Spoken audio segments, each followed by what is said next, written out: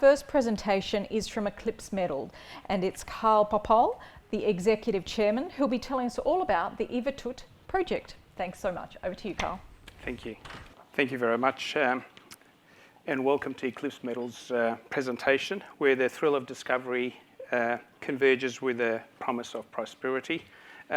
And thanks for stepping into the orbit of Eclipse. Today, I will only have limited amount of time and talk about our Greenlandic asset. We do have a portfolio of assets in Australia. Unfortunately, I won't get much of a time to discuss that. The Greenland project itself has got a distinction, if I can get this right. It's classified as the one and only commercial cryolite mine in the world. So there's no other second mine as such around the world. Cryolite itself is a very unique, rare mineral. It's used for as a flux for aluminium production. I've got a piece here, and also Elena's got some pieces here that I brought with me for you guys. Above, beyond cryolite, the story today is about the rare earth deposit that we have at Granadale. Now, before I go ahead, has anyone seen a piece of cryolite or know anything about cryolite? It's, you can Google it, buy cryolite, so it's got tangible value. People buy it as a gem. It's just as rare as diamond, if not more, but it's got industrial values also. So beyond cryolite, as I mentioned, the Iwatut project indicates a treasure trove of commodities. And today, the story is about the rare earth elements. The Iwatut mine itself has got 130 years of history. It was a strategic mine, and if you Google a mine that won the war during World War II, it was a strategic asset where the Americans put a base. So there's a military base on site that we have. They were guarding it from the Germans during that time. So it was a critical mineral back then. And in today's world, it's a story of transformation, where we have the rare earths. There's a big deposit of rare earths that we've discovered at the back of this particular pit. It's about 5 kilometers.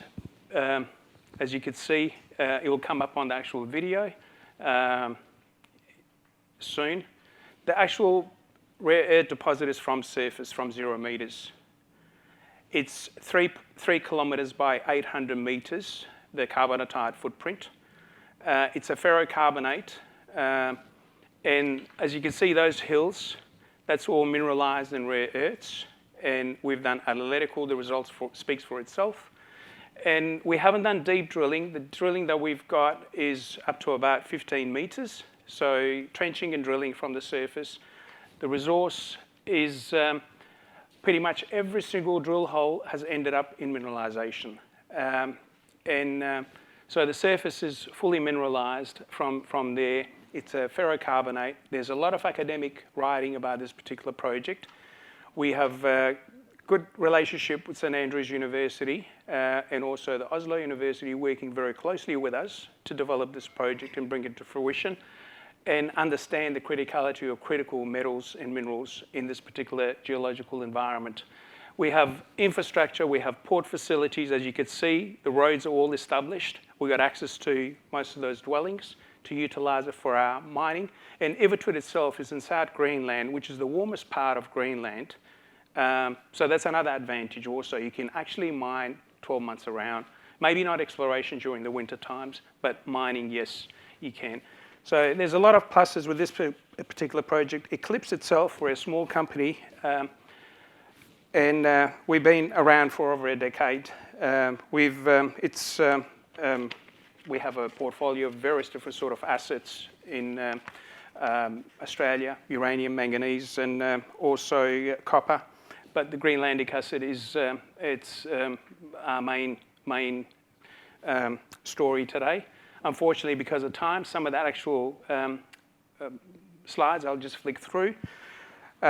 Investment highlights is there. So it's a world-class potential for rare earth metals and industrial minerals in quartz at Iwatut project. Infrastructure's there. It's tier 1 jurisdiction. It's a European territory. And We've been developing on strong relationship with the Greenlandic community. It's a small 56,000 people, population of 56,000 people. We've been able to go from zero to hero during the last 3 years. We've acquired the project in 2021. Transfer of license was during the August of 2021. So during that time, we didn't have a lot of information about the rare earths. Since then, we've delineated a target. Subsequent to that, we've delineated a resource. And most importantly, it's a mineable resource.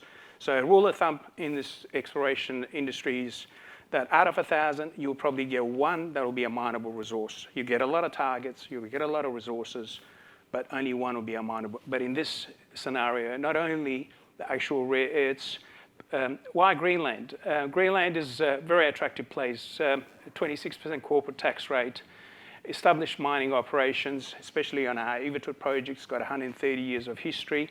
Near-term production potential from the Ivitut mine side. There's a lot of waste dump. There's mineralization still in the actual pit environment. There's 5.8 million tons of quartz, high purity quartz. I'm not sure if you guys read recently on the Economist this recent issue. There's huge demand growing for silica, high purity silica. So we have 5.8 million tons of high purity silica. How the actual project is, as you can see from here, the Granadale deposit is just here. The 2 yellow areas is what we've delineated the actual resource. We've just scratched the surface so far on the actual hill there. The Ivitut environment is at the bottom. This is where all the industrial minerals and the polymetallic environment. The rare earth is up at the top. 1.18 million tons from 9.5 meter, from 0 to 9.5 meters on a small area that we've focused on. As mentioned, every single drill holes ended up in mineralization. It's conceptual theory overall. Deep drilling is required. We're nowhere near the actual water table. So if we use the carbonatite deposit similar to Mount Wells got better grades towards the water table as they got closer to the water table. In here, we're not even near. Just from the surface, we're getting an amazing results for ND, PR, TB, SM. Resource footprint so far to date on the small areas that we've worked on. As you can see, the distribution of the actual mineralization in there. The ND values are amazing. 2,200 tons in situ value from 8,000 tons of rare earth oxides. So the overall volume and grades, and it's only from 9.5 meters, so pretty much scratching the surface so far. And the overall potentials are massive. Tons per vertical meter. As you can see here, the carbonatite, the red represents the carbonatite. The blue represents the area that we actually delineated the resource. The geophysical is also overlapping there. So it's a 3 kilometer by 800 meters of carbonatite footprint. And from that, about 1.4 million square meters of it is mineralized from surface. How deep it goes, geophysical tell us it's up to 500 meters deep. Tons per vertical meter, the targets are there. As you can see, the red is where we've actually delineated a resource. And that's only in the northern segment. The southern segment is not touched yet. As mentioned, the geophysicals are telling us up to 500 meters depth and up to 50 meters deep. It's a target of just over 200 million tons. And obviously, if we get it up to 500 meters, we're looking at the biggest rare earth carbonatite deposit in the world, and most importantly, very good NdPr, Dy, and SM values in there. We have very good relationship with the locals. We're building up on that. In Greenland, we think it's crucial that we get the people on our side. And so far, we've done a very good job building relationship. We have an office in Nook, and we have good relationship with the Greenlandic government and the local drillers and transport companies. What have we done so far to date? we've been, as mentioned, the rule of thumb, out of 1,000, you probably get 100 into a target. Out of 100, only 10 will turn into an actual resource. Out of those 10, 1 will be a mineable resource. So we've gone from zero to hero. We've got where we've acquired the actual project to where we are. We're in the process of getting our mining license, and we're also in the process of making an actual rare earth concentrate that we can perhaps take to market for sale. And also we have the waste dumps. Is value in there in the sense of lead, very good lead values, zinc, and also some good copper values in there, copper and silver values. We have bulk samples in the laboratory at the moment. We're trying to beneficiate that to see if we can have a saleable product from the waste dumps. That's the low-hanging fruit. There's the waste dumps from the pit environment. Roughly, we're in the process of doing a GPR survey, trying to get the precise volume, but we estimate it should be somewhere around about 1.5 to 2 million tonnes of waste dump material. Obviously, most importantly, the facilities are there. The port facilities are there. It's on the actual tenement. We have infrastructure there. We've got diesel power, also hydropower potential in the actual projects. The targets for the pit environment, the quartz is the main important thing for us. There's about 5.8 million tonnes of high purity silica. What we've done is already done some beneficiation on that. It can beneficiate up to 99.9%, which is required for the semiconductor industry. I'll flick through some of these. As mentioned, time is the essence. I think I'm running out of time already. Apologies.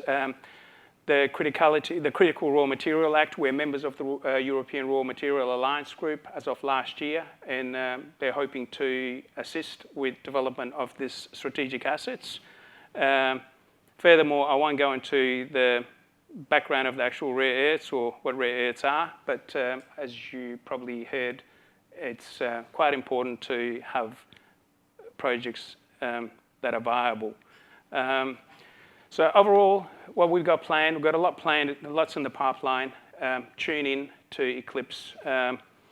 We hope to have our mining license by the end of this year. That's the target, and also enhance on that actual resource, mineral resource. We do have a variety of different sort of projects within Australia, so I won't get into that. Thank you very much. Thanks for your time. Thank you, Carl. Thank you.